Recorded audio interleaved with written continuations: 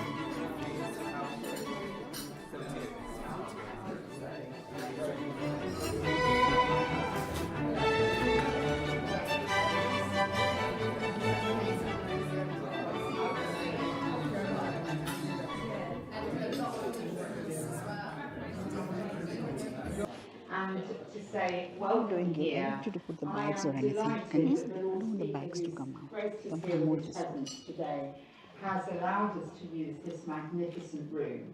It is completely at the speaker's discretion, and he very generously said that we could hold the reception here.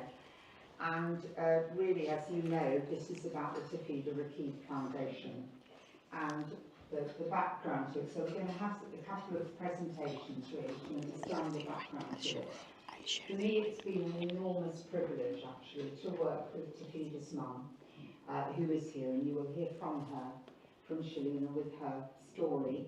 And there are also leaflets on the table, and I would urge you to take one which really outlines her story and what's been happening and the whole background. But I'm going to hand over briefly to Dr. Perrine Samani now, and then we'll move on from there. Perrine, thank you.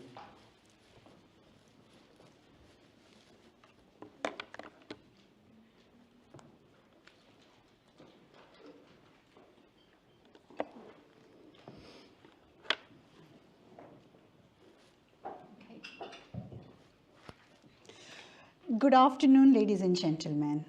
It is my privilege and my honor to welcome all of you on behalf of Tafida Raqeeb Foundation. I would like to say a very big thank you to Professor Baroness, Finlay, for hosting this event, for all of us to be together.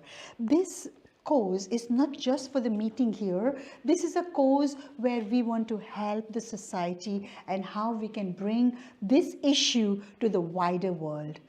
I would like to introduce myself. My name is Professor Dr. Perrine Samani, and I am the CEO and Director of London Organization of Skills Development. Our main aim is to help the society and support them, inspire them, and empower them in the skills, but in the events like this, we want to support and be the guide and be the advocate in the field of education, women empowerment, and youth development, and the critical problems what we are facing in the world. I would also like to say that this is the things what we are right now. We all have gathered here. I wanted to say one big thank you to Shailina for inviting me here and to be part of this event. Today's discussion will be focused on the critical and a sensitive topic, the care of children in hospitals and the many challenges that are faced by the families and the health provider. So this is not just a matter of a medical concern, but one that touches the very heart of our society, raising the significant legal and the emotional consideration. As we navigate through today's agenda, we will hear from the prominent voice who are working tirelessly to improve pediatric care and ensure that the children, particularly those with the complex and the severe health needs, receive the right attention and the right services what they deserve. So Tafida Raqeeb Foundation is www.tr-foundation.org. I would like you to be part of this event that was born from the remarkable journey of a beautiful young girl, Tafida Raqeeb, who was just at the age of 5. She suffered a devastating brain injury. Her family was forced into the legal battle to save her life, and the battle that revealed the limitation of current healthcare system in the respecting the voices of the parent in the critical care. Since its inception of the children who are receiving the private rehabilitation, providing a lifeline to families when public services were unavailable to meet their needs.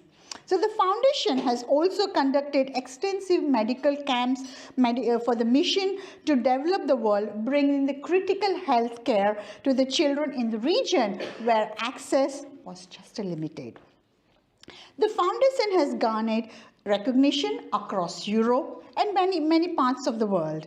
In fact, the Tafida story of resilience and the foundation efforts were honored in the Senate in Rome, Italy, where Tafida was awarded for the bravery. This recognition underscores the foundation impact and the importance of its mission in safeguarding the rights of critically ill children and their families. So your presence today is a powerful testament to the strength of the work what Tafida Raqeeb Foundation are doing. We know how precious your time, and we know it means a lot to them as well, and what the work you all are doing here. Now, I would like to say that today we are not just here to share and mingle. Yes, we are having a good networking, connecting with the people, but remember the main important thing what Tafida Raqeeb Foundation is just working. Some of the people who are working behind the screen, but I would like to say there is a main person who is managing director, Mr. Zakir Chaudhry, is not only the leader but a visionary. His tireless voluntary work, compassionate spirit and unwavering commitment have steered the Tafida Foundation, and he is the foundation is supported by the passionate and the selfless team by trustees, advisors and the volunteers, and I'm one of the advisors of the Tafida Raqeeb Foundation too. We all contribute to our work, and the work often which is unseen by the members who are doing the work behind the screen. Their commitment is powerful reminder of what can be achieved when we come together for a common cause. Please join me and give them a round of a big applause to Tafida Raqeeb Foundation for being a role model for the society and extraordinary work they're doing.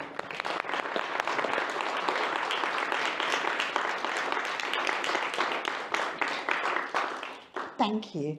I would like to invite Shelina Begum to come and give her this, share her journey and help us out and oh, I've forgotten there was a video to play. And there was something else which I have not even said, but let's play the video and then I'll say my rest. I was trying to cut down the speech. We are a children's charity, and our objective is to support children who have sustained brain injury. Every year in the UK, over 300,000 children suffer from brain injury, and the sole specialist neurological hospital in the UK has limited beds. The Tafida Raqeeb Foundation has been established to give hope to all these children, to give them a chance of life and recovery where they presently have none.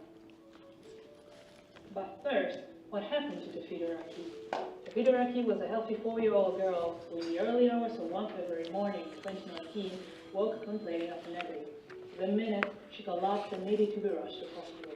She was found to have an arteriovenous malformation, a complex abnormal tangle of blood vessels in which an artery bypassed the capillary bed and connected directly to a vein, causing the arteries and veins to dilate and eventually to rupture.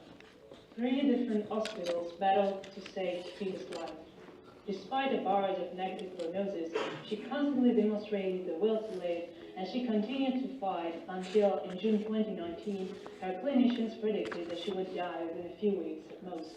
While the hospital wanted to withdraw her life-saving treatment and place her on a palliative care pathway, the family wanted to transfer Tafida's care to Italy since there was no UK hospital willing or able to treat her. Legal proceedings were commenced, and her parents' plea reached millions around the world.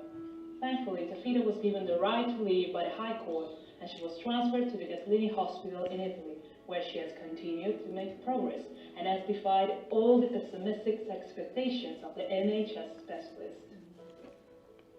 With your assistance, the Foundation aims to set up a paediatric neurological rehabilitation center, which will offer a chance for life and recovery to all those neurologically injured children whom medical science in the UK has abandoned. It will bring together new treatments and rehabilitation facilities which are available in other countries, but none which are presently available in the UK. By bringing together under one roof the most exciting cutting-edge therapies from around the world, the Foundation aims to develop in the UK the most advanced paediatric neurological rehabilitation center anywhere in the world.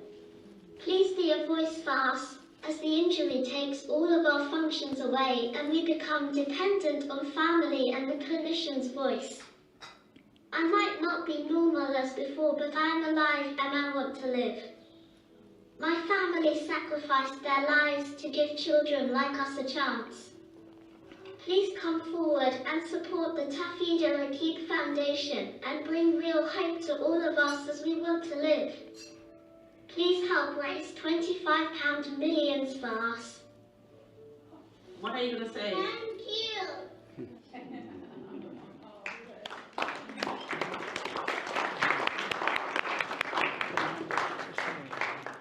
I wanted to share a few other things which is very important. Yeah, before the Shailina goes, I wanted to share that there are key messages which I want to say the children in critical care, because we all are here gathered not just for just coming here, but this is the important thing, that the children in critical care, when the child is critically ill, the emotional and the psychological toll on the family is profound. You saw that, how it affects. Parents who know their children better than anyone else may have to stay in the decision regarding their care. However, it is too many cases parents are sidelined or excluded. Their wishes overruled, leaving them in feeling they are left out of the medical professionals. It is essential to recognize that parents are not just caregiver, they are advocates of their children in the best interest. Their voice must be included and respected in the decision-making process, not only for the sake of child, but for the integrity of the family unity.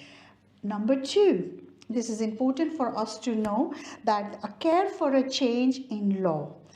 Today, Tafida Raqeeb Foundation is calling for a critical change, and you saw the beautiful young girl giving us a sweet message. That message we need to urge the House to consider the reforms that ensure parents have a legally enshrined role in the care of the critically ill children.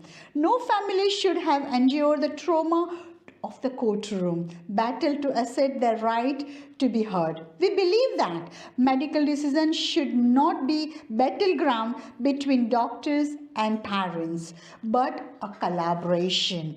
This can only be happening if the law is the clear that parents have recognized and respected the voice in the child's care.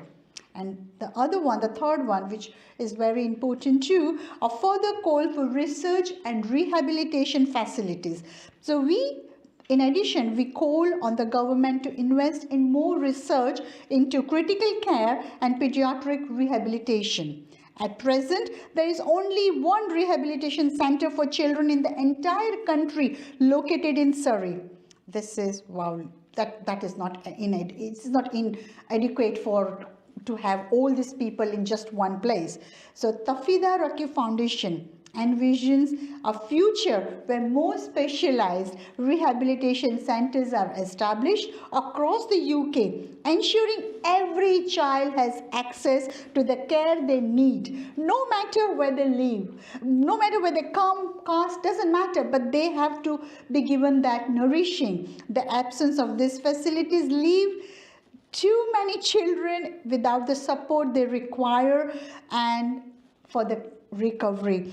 We implore the government has to give a priority for funding for the expansion of rehabilitation services to give children the best possible chance of regaining their health and quality of life. In conclusion, the Tafida Raqeeb Foundation stands a beacon of hope for families in the darkest hours.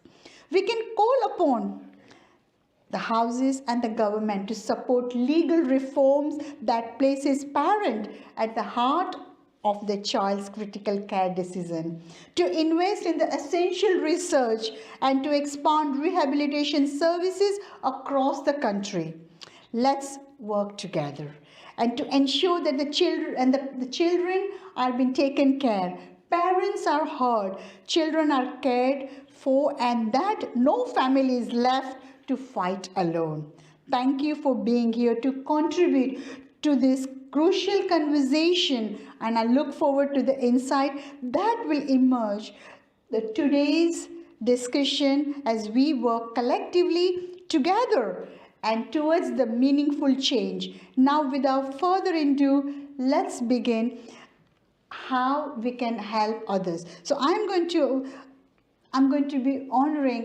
be requesting Shailina Begum, President of the Tafida Raqeeb Foundation, to come and share her journey as a mother and a lawyer in both inspiring and deeply moving towards the law and helping the society. Her tireless effort has given the work what we can see right now. And remember, her tireless efforts to inspiring, deeply moving towards in the society, how this is just one example we are looking in her family, but there are many children and many people around the society are suffering in this situation. So her tireless efforts to highlight the lack of pediatric neurorehabilitation facilitation in the United Kingdom have shed a light on a significant gap in our healthcare. Her vision for better care for children with the severe brain injuries underscores the need for the compassionate approach that listens to the voices of family. Please join me in welcoming Shailina Begum to share her story and her work with us. My Lord, ladies and esteemed guests, I stand before you today not only as a mother, but as the voice of countless parents across this country who, like me, have been thrust into a battle never expected. In February 2019, my daughter Tafida was a healthy, vibrant 4-year-old full of life and joy, but in the blink of an eye, our world shattered when she suffered from a devastating brain injury. She was left fighting for her life. And from there onwards began our tormenting journey. In June 2019, I was told something no parent ever wants to hear, that my daughter Tafida had only 2 weeks to live. The doctors were firm in their prognosis, they insisted that within a fortnight, she would be gone. And they urged me to give my consent, to agree to the plan. The weight of those words were unimaginable. They had written to the courts justifying their stance, stating with certainty that my daughter's life would end in a matter of days. We are fast approaching the 6-year mark. My daughter is still here, proving every single prediction wrong. It is staggering to think about the contrast between what was foretold and where we are today. This isn't just a story about one child. It is a reflection of how wrong even the most certain medical opinions can be. It highlights the kind of false information that, if accepted without challenge, could have ended Tafida's life. Another significant issue is how the medical community in the UK can sometimes operate. Once one doctor gives a prognosis, many others rally around it. It becomes the accepted truth, and no one steps forward to question it. There's a reluctance to go against a colleague's decision, even when lives are at stake. In our case, it was foreign experts who stepped in, offering a different perspective. And had they not done so, I believe Tafida would not be with us today. My message is clear to everyone, to the government, to the medical professionals. Do not blindly follow your colleagues. Medicine is not an exact science, and human lives depend on more than just adhering to the decision of others. Be courageous, be independent, question when needed. Don't make the same mistakes again and again. Lives like Tafida's hang in the balance. Doctors in the UK gave Tafida no hope, advising us to let her go. But as her mother, I could not accept that my child's life was over. My family and I fought, not just for her life, but for the right to continue her care elsewhere, eventually succeeding in transferring her to Italy. There she has been making slow but significant progress. For the last 5 years, I have sacrificed everything, my career, my home in England, moments with my family, to stay by her side around the clock. I want to bring to your attention another pressing issue within our children's services, particularly concerning the role of CAFCAS, the Children and Family Court Advisory Support Services. In court proceedings involving children, CAFCAS, as many doctors here and barristers here will know that, CAFCAS, as you know, is appointed by the court to represent the best interests of a child. However, there is growing concern that in cases involving medical disputes, particularly where hospitals are involved, CAFCAS often ends up serving as another voice for the clinicians rather than a neutral party. This creates a situation where the parents who are fighting for the well-being of the child are significantly disadvantaged. They only have their voice while the hospital has two, their own as well as the CAFCAS. This imbalance raises serious questions about fairness in these proceedings. Instead of acting as a truly independent representative for the child, CAFCAS often seems to align itself with the views of doctors and hospital authorities. While clinicians' expertise is crucial, we must remember that parents know the child first. And yet the parents are left to fight this battle alone with a system that feels stuck against them. This is a serious issue that demands the government's attention.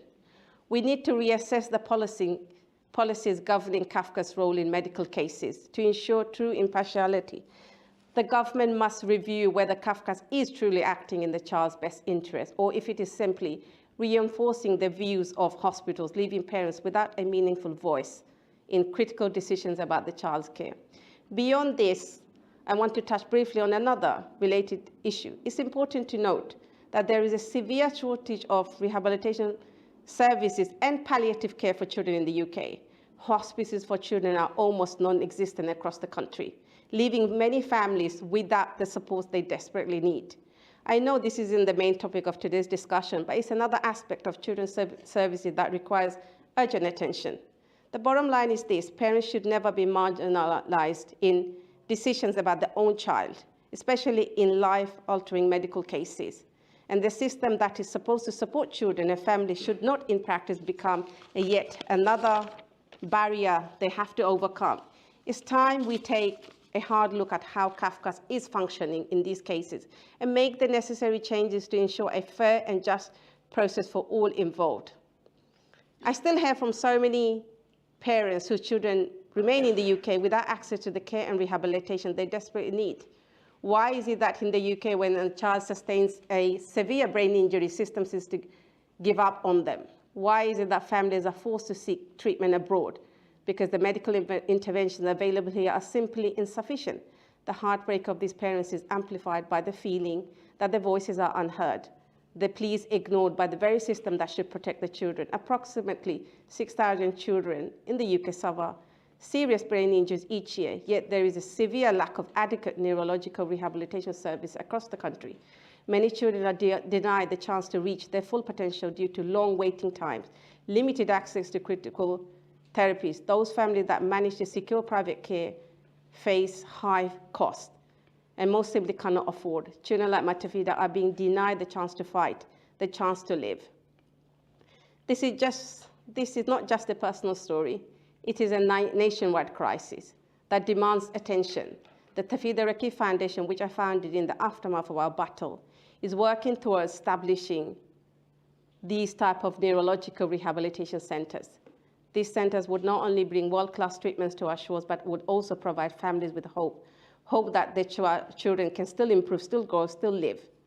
Today is an incredibly special day for our family. We mark a significant milestone. Today is actually 15th of October. It has been exactly 5 years since Tafida went to Italy. 5 years since we took a leap of faith in the hope of giving her a chance at life. And by God's grace, she has not only survived, but has also shown us the strength and resilience of her spirit. These 5 years have not been easy, but every single day has been a testament to Tafida's bravery and the power of love and hope and faith. When we look back at the journey we've been on it is impossible not to feel overwhelmed with gratitude. Tafida's survival is a reminder of how precious life is, and today we celebrate not just her life, but the love and unity that has kept us going through the darkest times. This journey has taught us to cherish every moment, to never lose hope, and to always believe in miracles. In addition to celebrating Tafida, I would take a moment to thank everyone who has played an important role in our journey. Baroness Finlay has been supporting this cause. She has worked tirelessly to advocate for change, pushing for improvements that will not only our family, but so many others in similar situations. Her dedication, passion, persistence has been a source of strength for us, and we are deeply grateful for her commitment. As many of you know, the government ordered a review of situations like ours, aiming to better understand the complex dynamics surrounding decisions on life-sustaining treatments and why parents clash with doctors. While the intention behind this review was commendable, the outcome was disappointing. It became clear that the review was one-sided, with the voices of doctors and medical professionals being heard far more than those parents. The perspective of families, those who are closest to the children, who fight every day for their lives, were largely overlooked. This is something that needs to change. We cannot allow the voice of parents to be drowned, especially when the stakes are as high as a child's life. We are calling for new reviews to be conducted, ones that truly listen to all sides, including parents and families, so that future decisions can be made with fairness, compassion, and understanding. As we look to the future, we know the road ahead will still have its challenges, but today we pause to celebrate how far Tafida has come. We celebrate her strength, her will to live, and the unwavering support of everyone who has been a part of this journey with us. Thank you for all being here today to mark this special moment. Tafida, we are so proud of you, and we will continue to walk this path together, filled with hope and love. I ask you today to join me in this mission. We need government support to ensure that every child, regardless of the prognosis, receive the rehabilitation, the care they deserve.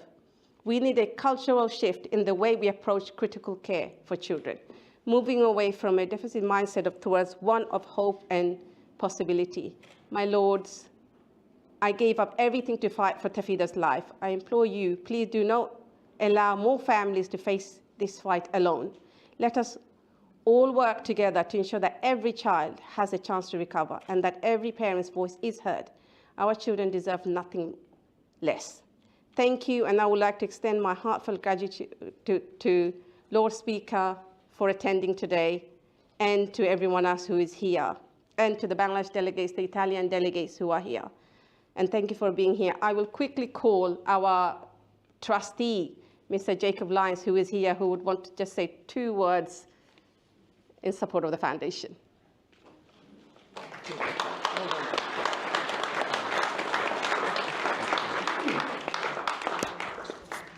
So, very, very briefly, because there's not an enormous amount I can add to such moving words. I think this should get support, and I think most sane, as I would put it, thinking human beings in this country and elsewhere would agree 100%. I got involved in this actually 3 or 4 years ago actually via another child, and we met through that case. And frankly, I just as a father of 4 children, had no idea whatsoever, as most people don't, what the situation is if you end up in that position. And I think I'm, like you, deeply religious, but I think apart from that, just as somebody that believes in sort of civil liberties and the right to make possibly the most important choice or choices you will ever make as a parent, this is something which should, and please God will, receive enormous support. I think the challenge for us is to see if we can make people aware of the issues without, unfortunately, it becoming a kind of flash issue where it gets a lot of coverage at any one particular point in time because of one or other child, but rather it becomes something that people are broadly aware of. As I said, I think that this will and should receive very, very widespread support, and this will obviously help the government to make the decisions that it needs to make. Thank you very much. Thank you.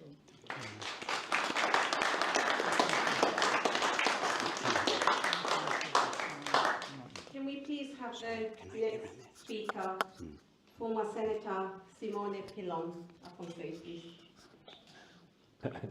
Thank you. Thank you so much, my lady, honorable members of parliament, authorities, Madam President of the Foundation, distinguished guests. I thank you for your invitation. It's an honor for me to speak in this parliament, which stands as one of the most significant temples of liberty in the world. Only a few meters from here, Thomas More and other martyrs were sentenced to death, defending the greatness of the values to which we are all called to adhere, values that precede human law.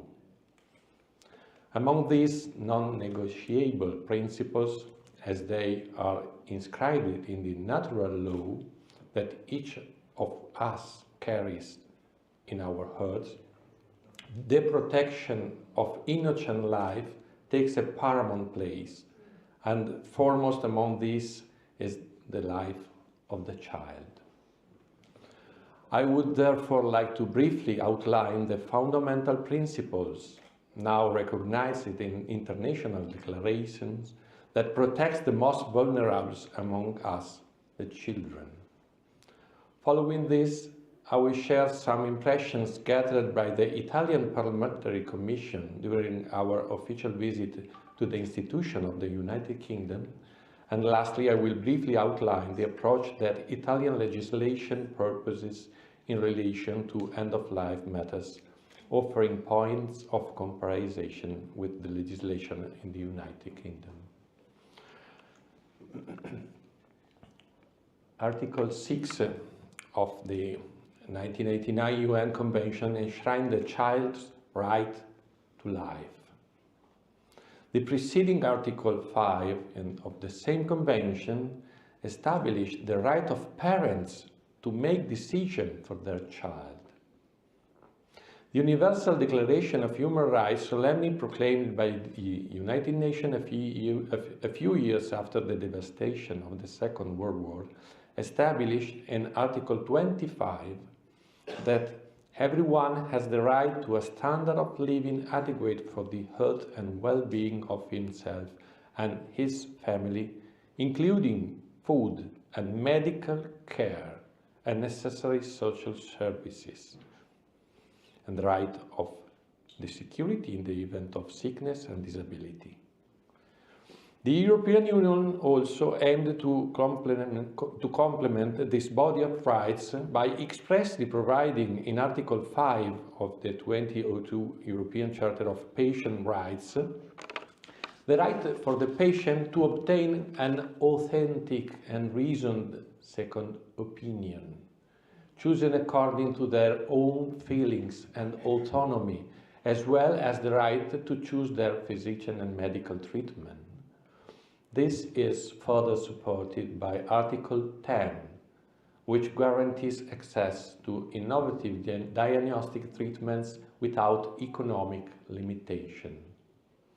These principles are also reiterated in the Charter of Nice of 2001, which safeguard the right of life and the right of health, Article 2 and Article 35. Setting aside for a moment the Constitution of the European Union, I still consider it appropriate to mention the 1950 European Convention of Human Rights, particularly Article 2, protection of human life, and Article 8, the right to liberty and respect for family life. A particularly clear interpretation of these rights is provided in a very recent decision of the European Court of Human Rights, is Daniel Karzai versus Hungary, which states that there is no right to die, but rather a right to be cared for, and that civil society has the corresponding duty to guarantee appropriate care for every situation and pathology, avoiding both therapeutic obstinacy on one side and on the other hand therapeutic and care abandonment. In 2021, as Vice President of the Italian Parliamentary Commission of Childhood and Adolescence, I had the opportunity to lead an official visit to the corresponding British institutions.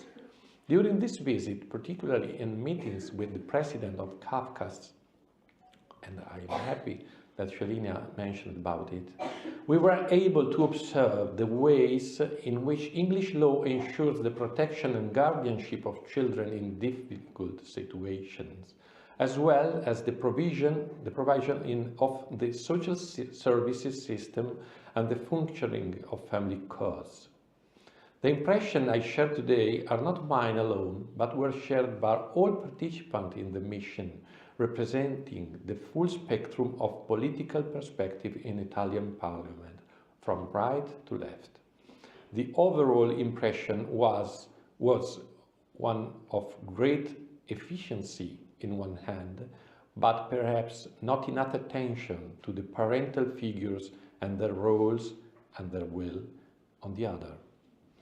In other words, we could not help but notice that very often the procedures gave little consideration to the wishes of the parents, instead emphasizing the will of guardians, curators, and social workers appointed by the court.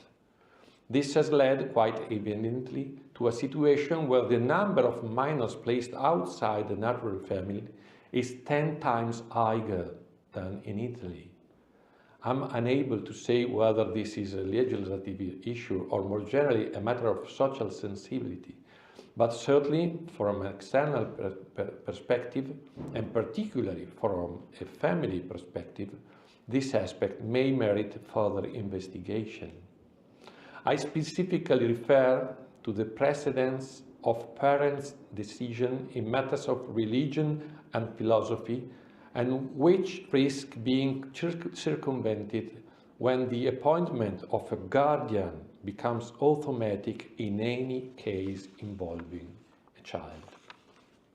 I humbly share those considerations. I don't want to lecture anybody, but as a lawyer, I have personally followed several international cases where life-sustaining treatments for children with severe condition were withdrawn. In these cases, I could not fail to notice that while the UK courts showed great care in avoiding unnecessary suffering for the young patient, this often resulted in the death of the young patient. Maybe you remember the sad story of Indy Gregory, the court ordered the withdrawal of all life support, and she died, even though an Italian hospital had offered to take care of her, and despite the Italian government granting her Italian citizenship. This was a sad case of institutional conflict between courts and medical system and governments, of course. In my view, this somewhat contradicts both the spirit and the letter of the convention I have just mentioned, and it may also have intrusive effects on the religious freedom and conscience of the children, their parents and their families. This is a narrow way, and it is certainly not easy to find a permanent balance, so I am not here to pass judgment or offer simple solutions. Now it seems that something is changing. In May 2024, the medical staff of the Bristol Hospital proposed the withdrawal of life support for a very little baby with cardiac disease. Parents asked for a second opinion, and Italian hospitals suggested a surgery. Without any court involvement, agreement was reached between the Bristol Royal Hospital for Children and the Bambino Gesù Hospital in Rome. An ambulance and medical staff from the Italian hospital were carried on a military craft of the Italian Air Force and are airlifted to Bristol, where they collected the little baby and his parents and then flew back to Rome. The transport was done in complete safety. I believe this could be the right path to follow. The Times in May 2024 titled, "We cannot say no, hospital that takes on hopeless cases," while the London newspaper gave significant space to the Italian perspective. More recently, another story is shaking our conscience. Mr. Justice Poole, only a few days ago, acknowledged that the child whose life support he had ordered to be removed is still alive today. This is a highly unusual case and raises some uncomfortable questions about the serves and open and objective answers, said Judge Nigel Poole, after having anxiously reflected on his earlier judgment and reaching the conclusion that it was justified based on the evidence provided by the hospital and the family lawyers, who were unable to point to another reported case where a child had survived for months after life supports had been withdrawn following a court decision. In this spirit, I humbly and respectfully offer for your consideration a few points of reflection. I believe the institution of appointing a special guardian in cases such as this should be reconsidered, as the will of the parent, especially at such delicate moments, cannot be forcefully overridden or disregarded by a public official, no matter how sensitive. We must consider that medicine is not an exact science, as already mentioned by Shalina. It is constantly evolving, and new scientific discoveries can offer treatments in situations that previously seemed incurable. We should perhaps also re-evaluate the very concept of palliative care. As many of you know, the word palliative derived from the Latin word pallium, meaning cloak, and it refers to many medieval paintings in which cities are illustrated under the protective cloak of a saint, indicating not only their faith in eternal life, but also their practical concern for the protection and safety of the city's present life. Disconnecting life-sustaining machines and administering morphine to the patient cannot be considered palliative care. Such a procedure has more in common with euthanasia than with true palliative care. Palliative care, as defined in Italy by Article 2 of Law 38/2010, must consist of the set of therapeutic, diagnostic and care interventions aimed at both the patient and their family, dedicated to the active and comprehensive care of patients whose underlying illness, and also about pain therapy, the set of diagnostic and therapeutic intervention aimed to identifying and applying suitable pharmacological, surgical, instrumental, psychological and rehabilitative treatment. Rehabilitation is the key. On final point, if I may, concern that freedom of care codified in the aforementioned Article 5 of the European Charter of Patient Rights. The international cooperation could be the right answer. Once the safety of transport has been ensured, as occurred in the case of the child from Bristol, I believe that no one should be denied the possibility of transferring their child or being transferred themselves to another hospital, whether in their home country or abroad, if they have requested it and have obtained the necessary arrangements. It was possible once, thanks to the cooperation of medical authorities in Bristol and Rome, and thanks to the governments of both countries. And I hope it will be possible every time it is necessary in the future. In conclusion, my lady and distinguished guests, I believe we are all taking steps in the right direction by ensuring the freedom of choice for parents regarding the care of their children, guaranteeing for everyone the opportunity to choose where to be treated, and upholding the primary and inalienable right to life without ever making it a matter of cost, of money. This very meeting, it is a testament to the great capacity for attention and cooperation between our countries, both in legal and medical matters, while not forgetting the fundamental importance of politics and international cooperation, of which we ourselves, I believe, are an excellent example today. Tafida, her mother, her father, with their shining witness to life, are living proof that it is always worth caring for the smallest among us. And we do remember that somebody very, very important said, whatever you did for one of the least of these brothers and sisters of mine, you did it for me. Thank you for your attention. Thank you. Thank you. Thank you. I'm a barrister who's been very privileged to have helped a number of families who found themselves in the position that Shalina was in, and I was also a barrister representing Shalina and her husband in the successful case which ensured that Tafida had a chance to live. I've been asked to look at some of the UK legal and policy challenges in the care of critical children, but I've also been asked to keep my remarks short. So I'm going to very, very briefly look at why these cases come to court. It's very important if we're to see how things could be reformed. We have to understand why they're happening as they are. And then I want to very quickly look at some of the issues which we've come up against again and again in these cases, things which aren't working. These cases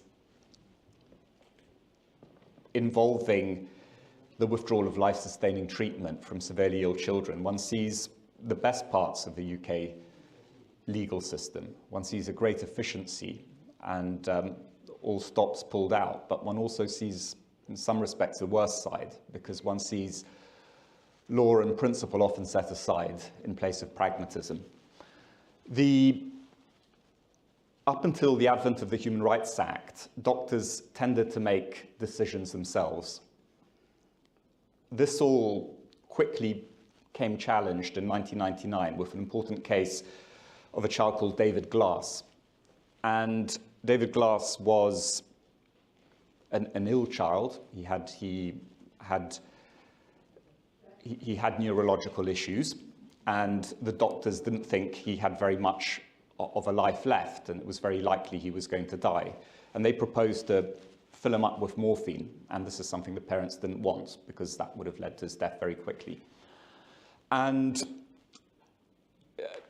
an incredible story then happened with a big fight in the hospital with the parents and the mother and her brothers fighting the doctors and saving the child's life, ripping out the morphine pump from the child, resuscitating him. The uncles got prosecuted and convicted, but the case then went before the courts because they were trying to sort out what should happen next. And the English court said, look, we're not getting involved, essentially. But the European Court of Human Rights did get involved. And it said that where these conflicts happen, hospitals have to go to court. They can't decide on their own that they're not going to treat the child or that they're going to fill the child up with morphine without the parental consent. And what we've got here is a conflict, and this is what's underlies all these cases, a conflict of two fundamental principles of medical law. One is that doctors cannot treat people without consent from someone. Usually it's the patient themselves, but in the case of a child, it has to be someone else who's providing that consent. And secondly, that doctors can't be forced to act contrary to their own professional judgment. No court is going to say to a doctor, you have to provide that treatment to that child or to that person. So this is the difficulty that's occurring in these cases. And what we've seen is cases which are forced to go to court because of the case of Glass now obliges them to go to court. But realistically, the courts are not left with any option in most cases, not really left with an alternative. They're fully aware that the doctors don't want to treat this child, and the parents want treatment to go ahead. And so what are the courts to do? They can't order the doctors to do anything. The medical evidence is all going one way. And so they inevitably and invariably order that treatment is withdrawn. But what has happened there have been a number of significant cases, which I won't go into because I don't have time, but starting with the extraordinary case of Ashia King in 2014, where the parents took their child away from the hospital to have him treated at a hospital which was able to provide, in another country, much better treatment than the UK had at the time. And they found themselves arrested, European arrest warrants, they were hauled back to the United Kingdom, and things were, in that case, resolved behind the scenes. We then fast forward a few years, and we had the case of Charlie Gard, which many people remember. Again, a hospital prepared to treat, the UK not prepared to treat. Why was this? Because here we've suddenly got a different dynamic. We haven't got a situation where doctors are being forced to treat the child and there isn't an alternative. We suddenly do have an alternative. But in a way, I think the courts were trapped in a mindset which existed before people were exploring alternatives. But they were also trapped by the provisions of Section 1.1 of the Children Act, which says that in all cases involving welfare of a child, the courts have to, the upbringing of a child, I should say, the courts have to make the welfare the paramount consideration. And what you've seen happen is we've had a notion which has been very difficult to shake and is only now slightly beginning to be questioned. And I think Tafida's case was the first time I've seen where a judge has really grappled with the issue, where you've got a difference of opinion as to what constitutes welfare, in as much as different people have different opinions as to what constitutes dignity, as to what values they give to life. For some people, and it wasn't an issue in Tafida's case, but for some people living in a life of pain in a hospital bed is one which they wouldn't want. But for other people, it's a life they'd give value to. And the courts were finding a difficulty because in cases involving children, they couldn't ask the child, what would you like? And so they were importing a sort of rather well-meaning paternalistic approach where they would decide in a totally secular way what was the best interest of the child. And that invariably was minimizing pain, as Senator Pallon observed from the cases that he'd been following. and it wasn't really taking on board other values that other people may have. And this has come in for criticism. The United Nations Committee for the Rights of People with Disabilities has singled out the United Kingdom and this is an ongoing matter. We've got a case before the committee now, which is considering precisely this problem, where what the courts, even if they say they're not doing it, they're effectively importing what's known as an objective best interest analysis. That's one that doesn't take account of the subjective wishes of the patient or of the patient's family, including religious wishes, but not only. And this is one of the problems we've got now. And Senator Pallon highlighted some of the other international instruments which show that space has to be given to parental wishes. This is recognized in international law. And a great primacy has to be also given to the value to the sanctity of life principle. We've seen there that the Convention on the Rights of the Child says that the state has to do everything it can to ensure that someone will live. Well, everything it can, how can that involve withdrawing life, sustaining treatment? I don't know how that's reconcilable. Now, there's no way that any individual can vindicate those rights, unfortunately, in the court, because that convention hasn't been incorporated yet into the law in this country. But at the moment, there seems to be a contradiction. So just very, very quickly, I just wanted to outline some of the problems that we've faced in courts. One is the parents find. One is masses of medical evidence, which is provided to the parents often at the very last moment or even after the litigation started. That's unacceptable. And what's important is a dialogue which precedes any cases going to court, and hopefully things can be resolved without cases going to court. I know Baroness Finlay has been a great proponent of mediation, and this is something that in other areas of law has become mandatory.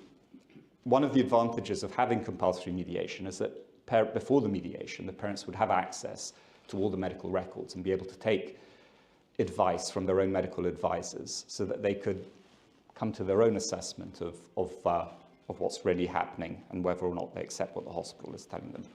The second problem that I've seen is come across repeatedly is because legal proceedings go at such a fast pace, it's very difficult to get legal representation for many parents. And if they do manage to get legal representation, it's very difficult for those parents to be able to deal with the matters properly. Where this sanctity of life principle is at stake, I submit that the unseemly haste which the law itself requires, again in section 1.2 of the Children's Act, that matters are dealt with quickly, but it is inappropriate in these cases. The third problem we've seen is this united front of medical evidence, which is not realistically possible for any parents to challenge, and that's to do with the laws of evidence. It's a very curious situation, totally unacceptable. A hospital brings a case before the court, they're allowed to put all the evidence they want before the court, and the court has to accept it. The parent then has to get permission to be able to put any evidence in, and that permission is subject to very stringent rules of expert evidence. And in many cases, we don't get any permission to put any evidence in. Yet the doctor's evidence that's gone in is treated as expert evidence, even though it isn't expert evidence. And there simply isn't any sort of level playing field. Fourth issue is anonymity of the doctors before the courts. Now, this wasn't something that happened. If you look at the old law reports, doctors were routinely named. Doctors have now started getting very worried because of media attention in these cases. But the problem with anonymous evidence in courts is that the people who give that anonymous evidence are not accountable to their peers for that evidence. And I've seen too many cases of dishonest evidence being given in courts, and there's just simply, they know they'll get away with it because no one's going to be able to challenge what those doctors have said. The case for anonymity, there's a case now before the Supreme Court, and we're waiting for judgment in that, and that may change the sort of anonymity which doctors will be entitled to in these cases. But it's a very serious issue to do with transparency of justice. Fifth issue's been dealt with, and I don't propose to say anything about the children's guardian, except to say that I haven't seen cases of children's guardians in these cases commissioning their own evidence, trying to get other doctors or other hospitals to see if there are alternative treatments. They do a perfunctory job at best. And I do agree with the criticisms which have been made so far that whatever important role CAFCAS has in other types of proceedings involving children, it simply is not equipped to deal with these matters in children's proceedings. And the courts end up giving too much deference to reports prepared by CAFCAS. The final point I dealt with was this issue of the paramountcy principle. We need to reinterpret that. It may be necessary to amend the Children Act. One of the important differences in international law and the UK law is that the UK law says that the welfare of the child is the paramount consideration. And if you look at all the international instruments, it's a primary consideration, It means that we can consider other issues as well. We don't have to be forced into considering welfare, still less under the subjective optic as the only criterion which applies in these cases. So I leave it at that. I'm mindful that I've been asked to be hasty in my presentation, but as you can imagine, this has barely scratched the surface of the legal and policy challenges which are involved. Thank you.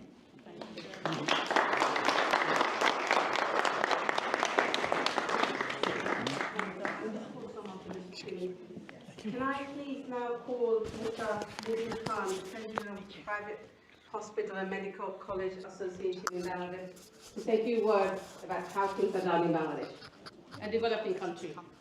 Thank you. Thank you so much, Mrs. Shalina. I am very much delighted to be here. It is an honor to be part of this distinguished gathering. Bangladesh, as a developing nation, is making remarkable progress in the health sector. I congratulate to Tafida Foundation. This year early, they went to a big delegation, 50 doctors delegation in Bangladesh, and week-long they provide service to less fortunate people. And they did complicated operations, and they provide training to local doctors.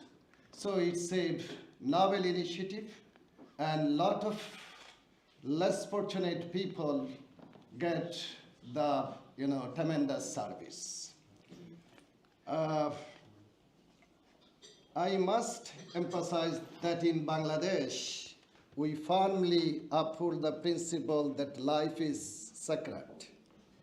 Both medical professionals and families are not permitted to withdraw life-sustaining care. Even in critical conditions, we believe that death must occur naturally,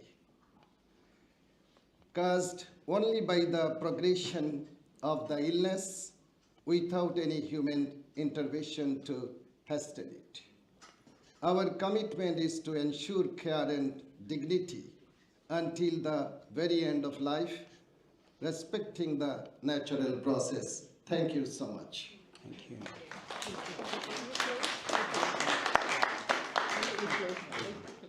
Yeah, so you've been extremely good standing as well, because it's quite hard to stand for the time, but thank you.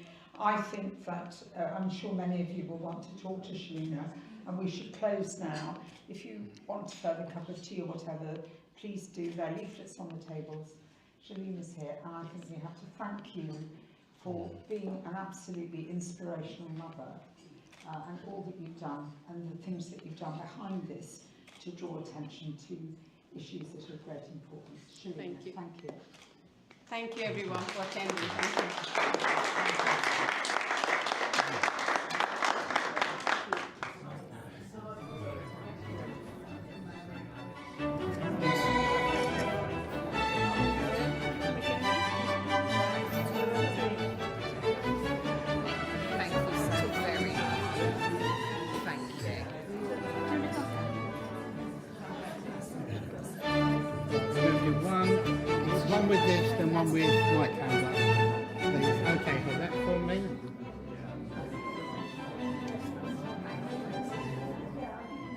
Do one more. Please. And one more if you may. She just jumped in. Okay, hold that. Looking at me. Thank you very much. Okay, love. Looking at me. Okay, hold that for me.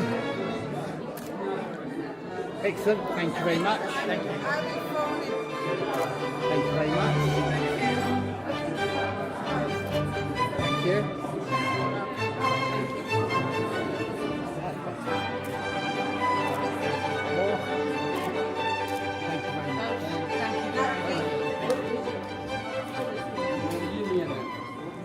Thank you to everyone for attending this event.